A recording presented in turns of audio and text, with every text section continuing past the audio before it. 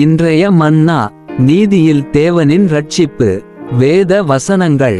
ரோமர் 3:26.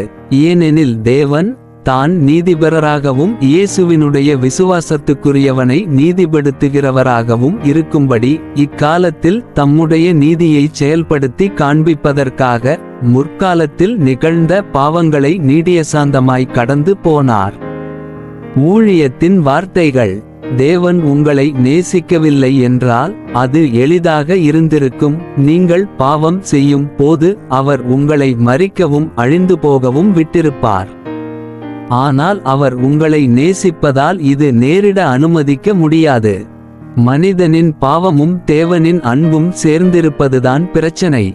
இந்த இரண்டோடு தேவனின் நீதியும் சேர்ந்தால் இரட்சிப்பு என்பது பூமியில் மிகவும் கடினமான காரியமாக மாறுகிறது.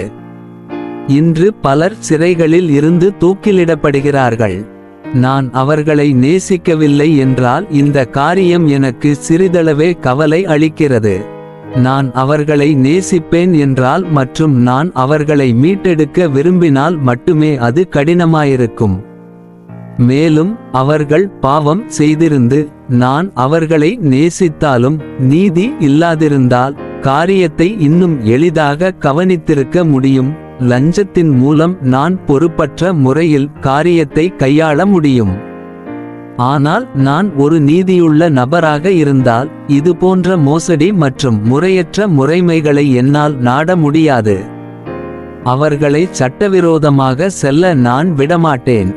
நான் அவர்களை மீட்க வேண்டும் என்றால் நான் அவர்களை நீதியாக மீட்க வேண்டும். தேவன் நம்மை இரட்சிக்கவும் அவருடைய அன்பின் இருதயத்தை திருப்திப்படுத்தவும் அவர் ஒரு வழியுடன் வர வேண்டும். அதே நேரத்தில் அவருடைய நீதியையும் பாதுகாக்க வேண்டும். அத்தகைய வேலையை செய்து முடிப்பது உண்மையில் ஒரு தலைசிறந்த படைப்பாக இருக்கும். அல்லேலூயா. தேவன் தம்முடைய குமாரனாகிய இயேசுவில் நமக்காக ஆயத்தம் செய்துள்ள இரட்சிப்பு அத்தகைய தலைசிறந்த படைப்பாகும். அவர் நம்முடைய பாவங்களிலிருந்து நம்மை இரட்சிக்கவும் அவருடைய அன்பை வெளிப்படுத்தி காண்பிக்கவும் முடியும்.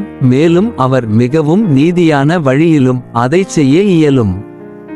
இதை அவர் கர்த்தராகிய இயேசுவின் மீட்பின் வேலையின் மூலம் செய்கிறார். ஆமென்.